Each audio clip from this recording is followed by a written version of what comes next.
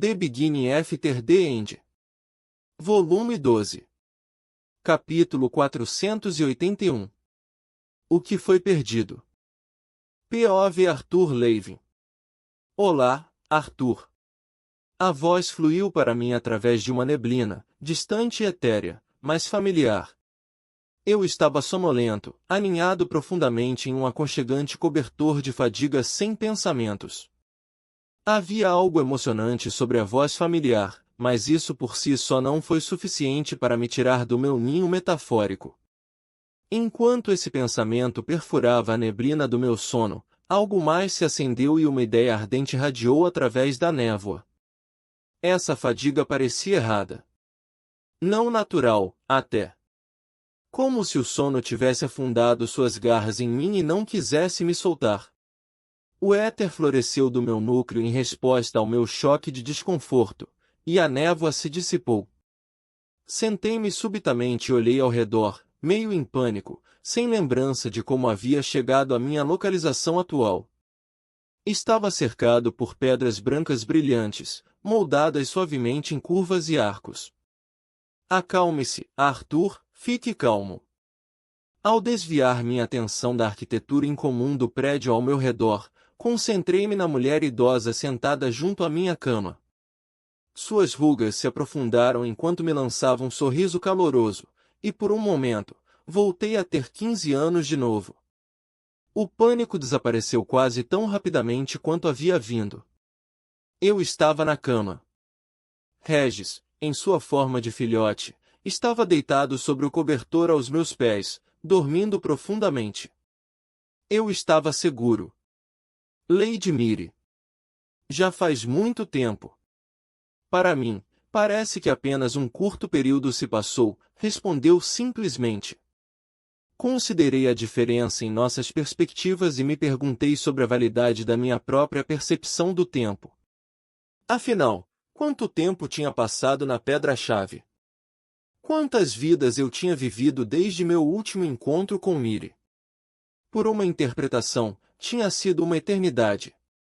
Por outra, foram apenas alguns anos. Pela primeira vez, vislumbrei verdadeiramente a perspectiva alienígena de Azuras como Queses e Agrona, e pensei ter entendido um pouco como eles viam a passagem do tempo. Onde estou? Efeltus, disse ela. Seus olhos se voltaram para uma das janelas arqueadas, e meu olhar seguiu o dela. Mais especificamente, você está na cidade de Everburg. Através da janela arqueada, pude ver os prédios do outro lado da rua. As paredes eram limpas, de pedra branca ou creme, arqueando até telhados em tons de turquesa e ciano. Janelas arqueadas, idênticas a que eu mesmo estava olhando, pontilhavam as fachadas, mas mal consegui distinguir o que havia atrás delas. Enquanto examinava os edifícios, um Azura de cabelos verde-musgo passou apressado, as sobrancelhas franzidas em concentração, murmurando consigo mesmo aparentemente. Por trás dos edifícios, a sombra de uma montanha enorme e distante, pouco mais que uma silhueta azul contra o céu azul, se erguia sobre a cidade. A montanha tinha uma forma dividida distinta. Uma das várias cidades-dragão à sombra do Monte Geoluz, sim, continuou Miri. Pensei que isso seria mais confortável para sua família. Comparado ao castelo, quero dizer. Onde estão Eli e minha mãe? Embora o sorriso maternal nunca deixasse seu rosto, o olhar de Miri era intenso e vigilante. Eu não pude evitar a sensação de que ela estava me lendo como um livro. Senti você acordando e as enviei em uma pequena tarefa. Perdoe-me, Arthur, mas eu queria um momento para falar com você a sós. Franzindo a testa, ergui-me até ficar sentado e coloquei as pernas para fora da cama. Estava vestido com roupas de dormir de seda que não reconhecia, seu branco brilhante contrastando com o verde florestal profundo da cama. Falar comigo? Como convidado, ou como prisioneiro? Não esqueça que foi você mesmo quem pediu a Vinson que trouxesse sua família para Efeltus, respondeu, mas seu tom permaneceu gentil. Você é, como antes, Meu convidado muito bem-vindo, Arthur. Refleti sobre isso enquanto os fragmentos quebrados da minha memória continuavam se encaixando de volta ao lugar. E a Grona? Miri assentiu, seus cabelos grisalhos prateados balançando ao redor de seu rosto. Aprisionado dentro do castelo Indrak. Ele e seu parente, Oludari Vritra. Porém, sua hesitação e sua expressão nervosa fizeram meu estômago se contorcer. O que é, Miri? Olhando pela janela em direção ao Monte Geoluz, ela se inclinou ligeiramente para a frente. A Grona está mudo. Nem mesmo Queses conseguiu fazê-lo falar. Até seus pensamentos estão envoltos, se é que existem. Mas ele parece errado. Vazio. Arthur, preciso saber o que aconteceu naquela caverna. Rapidamente considerei o que Queses poderia já saber. Será que conseguiram tirar algo da minha mente sem o meu conhecimento? Perguntei-me sombriamente.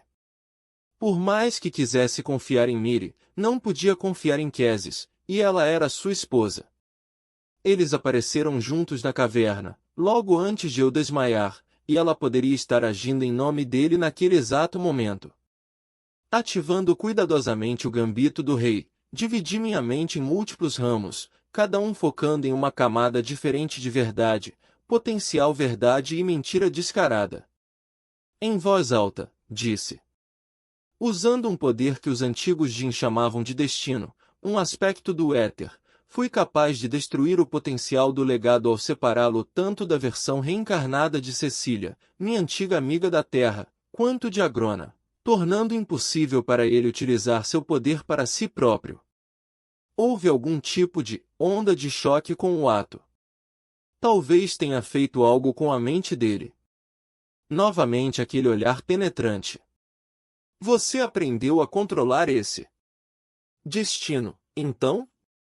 Não, falei, deixando meus olhos caírem e minha voz se encher de arrependimento.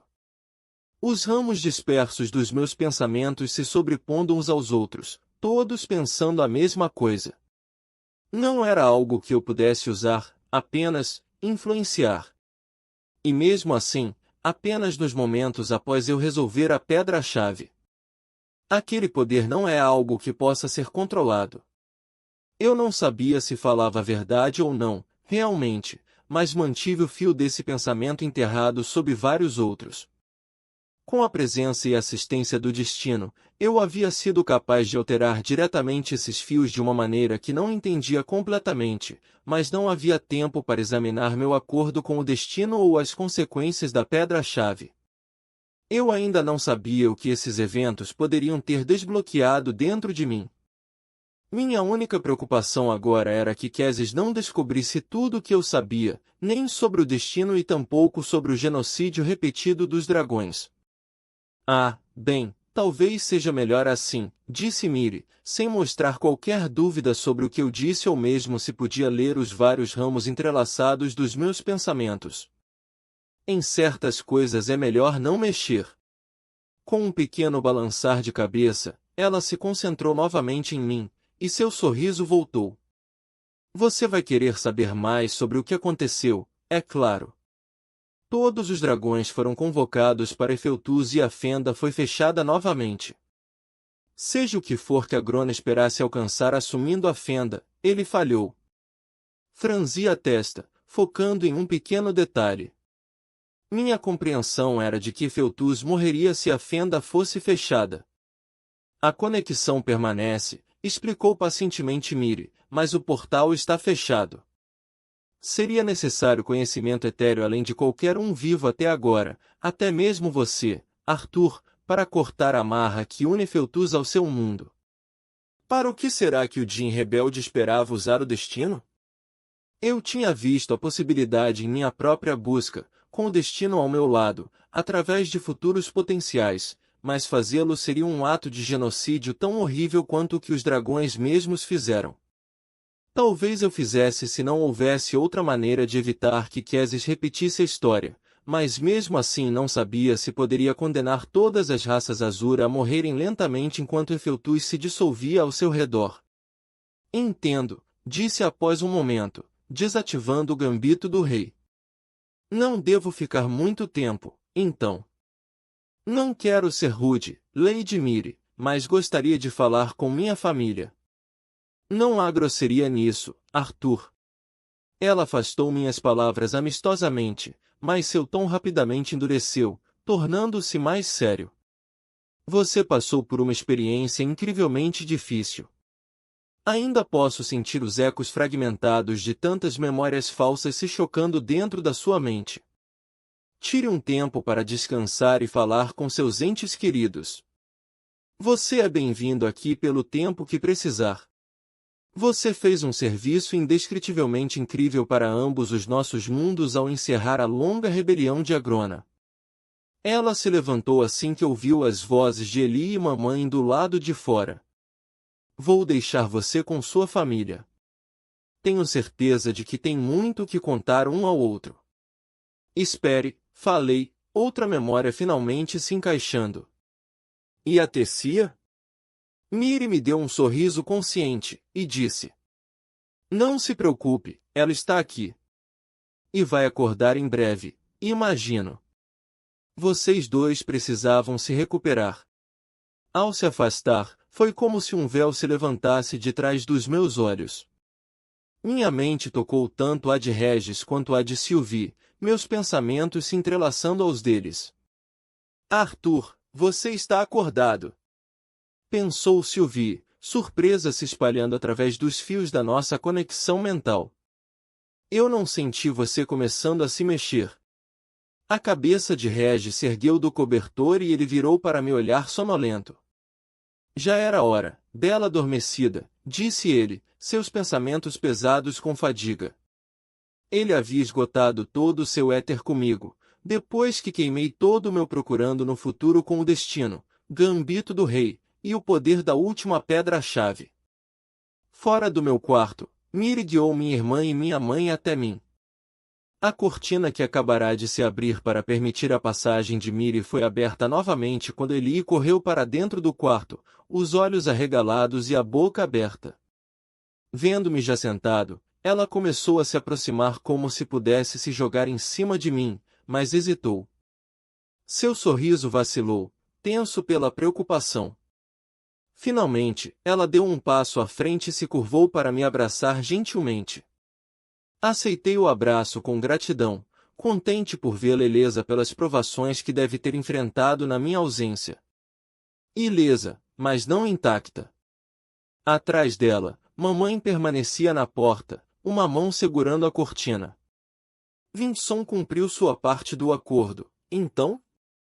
E vocês foram bem tratadas? Eli recuou, cruzando os braços e olhando séria. Na verdade, nós fomos muito bem tratadas aqui, disse mamãe rapidamente, interrompendo Eli. Minha irmã lançou um olhar para ela, ao qual mamãe respondeu. Não consegui ler exatamente que sinal não verbal passou entre elas, mas estava claro que estavam escondendo algo. É impressionante, Arthur. Como um mundo inteiramente novo. Sentei-me mais ereto, de repente me sentindo desajeitado em minhas roupas de dormir de seda neste quarto estranho. Eu vi alguns dos ataques alacrianos de dentro da pedra-chave. Uma inundação de memórias confusas roubou as palavras de meus lábios enquanto elas me lavavam em ondas. Eu me lembrei de Varai, deitado imóvel no centro de um campo de batalha devastado. Lembrei dos alacrianos desabando em suas celas. E também havia outras lembranças confundidas com tempo, distância e uma espécie de irrealidade. Nelas, vi as consequências de coisas que ainda não tinham acontecido, ou talvez nunca aconteceriam. A presença de Sylvie me segurou como duas mãos fortes de ambos os lados do meu rosto, forçando minha atenção para a frente. Respire, Arthur. Estamos aqui para apoiá-lo. Você não precisa carregar todo o peso sozinho. Inclinando-me para sua presença dentro da minha mente, transferi parte do peso para ela. Regis se levantou com pernas trêmulas, uma ruga na sua face de filhote. Juntos, Meus dois companheiros se inclinaram para milímetro, mas a súbita presença sufocante das ondas só se intensificou. Como um homem se afogando, eu estava puxando-os para baixo comigo. Arthur? Minha mãe deu um passo à frente, mas seu rosto estava borrado, sua expressão nada mais do que uma sombra esfumaçada em seu rosto. Sem intenção consciente, o éter saiu do meu núcleo e encheu meus membros, tentando me sustentar contra o peso mental de tantas memórias de vidas se desdobrando através da minha consciência de uma vez só. Regis tropeçou para a frente, desmaterializou-se e flutuou para dentro do meu corpo, ancorando-se em mim. Mais distante, senti-se o vi ofegar contra a força de tantas memórias cruas. Percebendo que Gambito do Rei tinha me ajudado a conter a maré, o reativei à força total. Vi-me refletido nos olhos brilhantes da minha mãe, a coroa de luz brilhando sobre meu cabelo loiro. Minha consciência se dividiu, depois se dividiu novamente, fragmentando-se para que cada pensamento e memória concorrentes fosse suportado por seu próprio ramo de consciência focada. Diante de mim, mamãe e Eli trocaram um olhar. Você está bem? Eli perguntou, seu tom carregado de preocupação e uma corrente de decepção no fundo. Seus olhos estreitados piscaram repetidamente para a coroa brilhante. Eu havia usado o gambito do rei extensivamente na preparação para tentar a quarta pedra-chave. Embora tivesse aprendido a ativar a runa divina apenas parcialmente, resultando em um aumento de minhas faculdades sem a manifestação completa de uma coroa dourada brilhante em minha testa, não poderia deixar de notar a mudança em meu comportamento enquanto planejava com a ajuda dela. Havia muitas razões possíveis para a antipatia de Eli pelo gambito do rei, mas a mais provável era que ela não gostava da mudança que eu sofria enquanto canalizava a runa divina. Embora isso me permitisse dividir minha mente e pensar em várias sobreposições ao mesmo tempo, aumentando drasticamente a velocidade da minha cognição, também exigia uma visão mais puramente lógica dos eventos, abandonando as armadilhas de uma resposta emocional. Era natural que minha irmã, com quem eu tinha um relacionamento em grande parte emocional, achasse isso desagradável. Enquanto esse pensamento flutuava por um ramo, minha mãe foi focada por outro. Em vez de preocupada ou hesitante como Eli, as sombras ao redor de seus olhos, o aprofundamento de suas rugas, a palidez de sua pele e a postura caída sugeriam nada menos do que exaustão beirando a debilitação. Os acontecimentos que levaram e ocorreram durante minha ausência a tinham esgotado por completo. Ela tinha amolecido por apenas um momento, relaxando pela primeira vez em semanas, mas isso rapidamente se transformou em uma nova camada de fadiga quando fui atingido pela súbita onda de memórias nascidas da pedra-chave. Minha mãe não queria nada mais do que eu estar presente, ser forte e tirar um pouco do fardo da preocupação dela. Correndo em paralelo a esses pensamentos, havia ramos de foco que processavam e guardavam todas as memórias de minhas muitas vidas diferentes vividas dentro da pedra-chave. Contudo, as vidas constituíam apenas uma pequena parte das memórias, e meus esforços finais foram para convencer o aspecto consciente do destino de que havia outro caminho além de romper completamente o reino etéreo e permitir que o éter concentrado ali se incorporasse ao mundo físico em uma explosão que destruiria Dicatem, Alacria e Efeltus. As linhas do tempo e futuros que havia visto eram quase incontáveis. A capacidade da pedra-chave de simular realidades alternativas, combinada com o gambito do rei e a presença do destino, havia agido como um caleidoscópio quase infinito, com cada padrão fractal sendo uma realidade e sequência de eventos inteira através da qual eu havia procurado simultaneamente a solução tanto para o meu próprio problema quanto para o do destino. Este último acabou se revelando o mais simples dos dois, enquanto mesmo meus, até aquele momento, recursos quase infinitos só revelaram o início do caminho que eu precisava tomar, não a resolução que estava procurando. Entropia.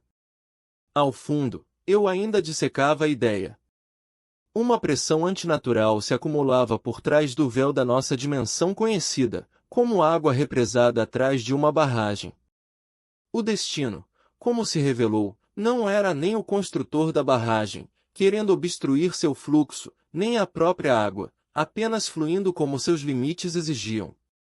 Não, estava mais próximo de uma personificação consciente das ciências naturais e suas expectativas, um árbitro das leis da magia e da ciência. Enquanto a água não sentia o desejo de fluir além da barragem e não se importava com as margens do rio, o destino, e por extensão, todo o éter, sentia o impulso de fluir. Mais precisamente, o éter era a névoa dissipadora, as partículas de umidade que formam a névoa se espalhando até que você não pudesse mais vê-las. Era Arthur? Mamãe repetiu. Eu sorri, consciente da aparência mecânica da minha expressão. Estou bem. Fico feliz que vocês estejam bem. Quando eu encontrar Vinson, vou lhe dar uma boa bronca. Voltando-me para Eli, acrescentei, e não se preocupe com aquela relíquia antiga dos jeans. Tenho certeza de que pode ser consertada. As duas trocaram aquele olhar novamente. Eu diminuí o efeito do gambito do rei até sentir a coroa desaparecer. Com as memórias processadas, não precisava mais do efeito completo da runa divina. Eu não bloqueei completamente o fluxo de mana novamente, no entanto, reconhecendo que tinha sido um erro fazê-lo na primeira vez. Em vez disso, permiti um gotejamento constante de éter para manter a runa ativa e apoiar minha mente lenta com fios adicionais para processar tudo o que estava acontecendo. A mamãe deu um passo à frente e pressionou levemente uma mão em minha bochecha. Estou tão orgulhosa de você, Arthur. Você conseguiu. Salvou o mundo. Na visão da minha mente, vi os dragões destruindo civilização após civilização, resetando o mundo repetidamente. Não tenho certeza se isso é verdade. Pelo menos não ainda. Não terminei minha luta. Eli sorriu de repente, saltitando nas pontas dos pés. E você salvou a Tess. Ela exclamou. Eu sempre soube que você voltaria, mas mal pude acreditar quando os dragões trouxeram você, Sylvie e Tessia aqui. O ramo dos meus pensamentos considerando Tessia e o que havia acontecido com ela se moveu para o primeiro plano da minha consciência. Onde ela está? Perguntei. Eli vacilou com a seriedade do meu tom, mas indicou com gestos para trás, através da cortina que fechava este quarto. Gostaria de vê-la. Sem esperar por uma resposta, eu me levantei e passei por mamãe e Eli, afastando a cortina e atravessando a porta em um único movimento.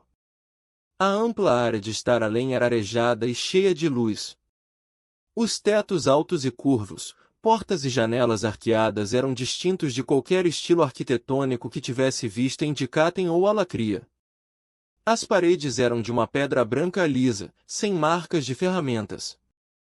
Azuis, verdes e amarelos se destacavam contra o branco na forma de tapetes, pendurados nas paredes, cristais brilhantes que iluminavam os cantos mais escuros e flores em flor que enchiam o espaço não apenas com cores, mas também com um buquê de aromas doces.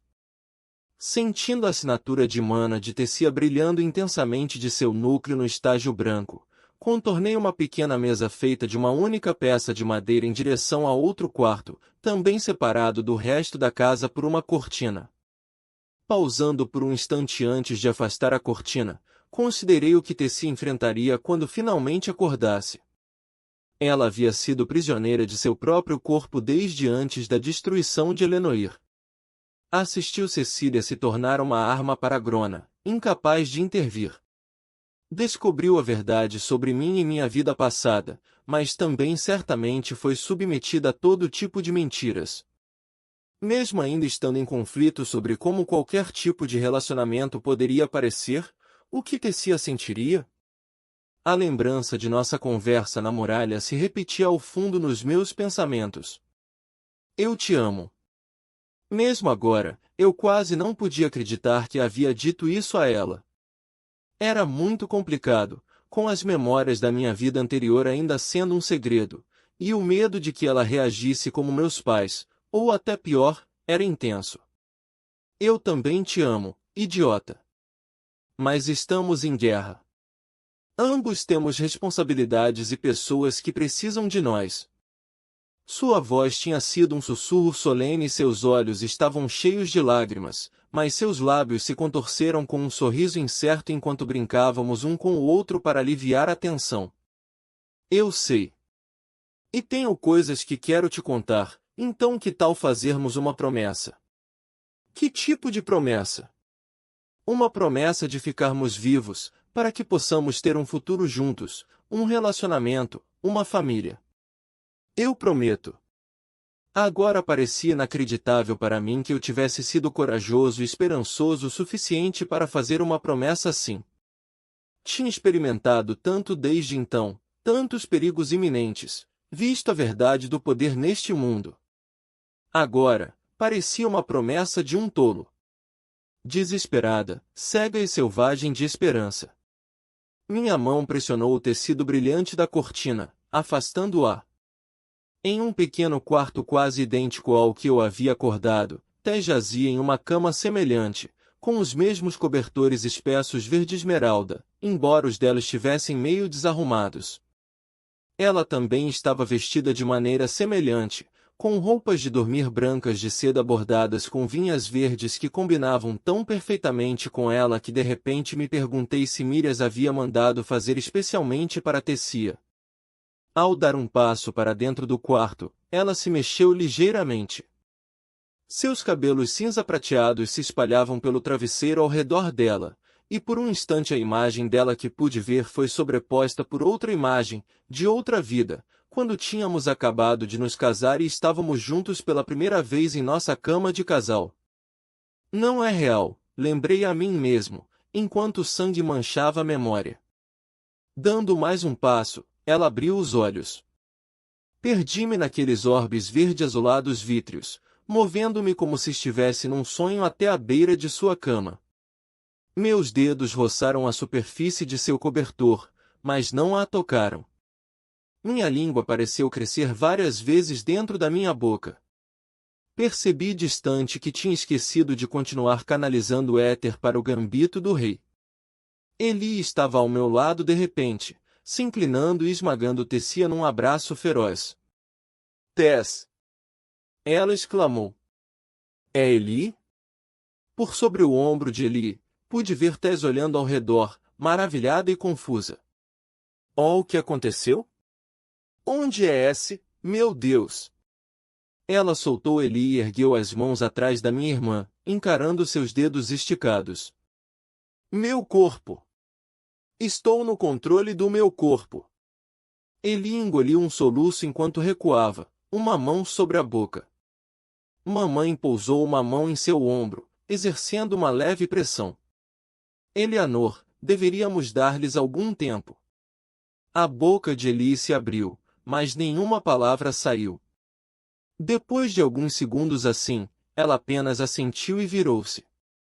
Mamãe me lançou um olhar que era metade súplica, metade advertência, sorriu para Tessia, e então saiu do quarto depois da minha irmã. Arthur, Tessia respirou, ajeitando-se para sentar com as costas apoiadas na cabeceira da cama. Claro. Perdoe-me, eu me lembro agora. Nós estávamos nos despedindo. Eu pensei que ela engoliu em seco e olhou para suas mãos entrelaçadas. Eu nunca permitiria que isso acontecesse, assegurei. As palavras pareciam vazias enquanto eu as pronunciava, moldadas contra o pano de fundo das minhas batalhas contra Cecília e minha indecisão sobre o que fazer com o legado. Parecia certo que Tessia entenderia minha indecisão e minhas falhas. Um fantasma de sorriso perpassou suas feições. Ela estava pálida, especialmente em torno dos lábios, e uma melancolia havia se instalado em sua expressão que eu não lembrava. De resto, ela era exatamente como eu ainda a imaginava em minha mente, forte, bela e régia. Mesmo sem querer, olhei para seu pescoço, ciente da ausência do cordão que deveria carregar sua metade do pingente de folha-coração. Minha mão subiu para o meu peito, onde o meu deveria estar, mas tinha perdido na cidade de Telmória após a batalha contra Nico e Cadel. Ela pareceu entender. Era realmente bonito. O pingente, quero dizer. Bem, o momento. A promessa. Tudo foi lindo. Não do jeito que eu pensava que seria, é claro. Nem naquele momento, e certamente não depois, mas, pelo menos tivemos isso. Foi real. Foi, assegurei. Meu olhar estava fixo no chão. De repente, senti sua mão buscando a minha. Seus dedos se entrelaçaram nos meus. Lentamente, virei para olhá-la. Eu quis dizer tudo o que disse naquele momento. Ela estava olhando para nossos dedos entrelaçados. Sua mandíbula estava tensa, seus olhos se movendo sem foco, seus lábios pressionados com firmeza. Não era o olhar de alguém buscando consolo ou conforto físico no toque. Não, parecia mais que ela me segurava como uma âncora. Pelo menos agora entendo por que você nunca pôde retribuir meus afetos quando éramos mais jovens. O fantasma de um sorriso voltou. Para mim, você era essa, fascinação mística e linda. Eu estava apaixonada por você antes mesmo de chegarmos a Zestier. Ter você morando lá em nossa casa comigo, parecia algo saído de um conto de fadas. A linha de seu olhar lentamente subiu pelo meu braço, pescoço, lábios, para finalmente se fixar nos meus próprios olhos. Mas para você, eu era apenas uma criança. Uma garotinha boba. Sinto muito por não ter conseguido te contar, murmurei rapidamente, mantendo o contato visual. Eu nunca quis mentir para você, eu só não poderia. Eu sei, disse ela no silêncio persistente após minha frase truncada, minhas palavras me faltando. Não há nada que você tenha feito que eu já não tenha perdoado. Busquei seus olhos, o acentuado franzir de suas sobrancelhas, a tensão em cada respiração, o batimento titubeante de seu coração. O que isso significa para nossa promessa? Eu queria perguntar, mas me contive. Seria demais colocar sobre ela naquele momento. Exigir uma resposta dela apenas para ajudar a mim mesmo a resolver minhas próprias emoções seria injusto. Uma coisa estava clara, no entanto. As coisas entre nós estavam diferentes de quando fizemos nossa promessa, e eu não sabia se poderíamos recuperar o que perdemos.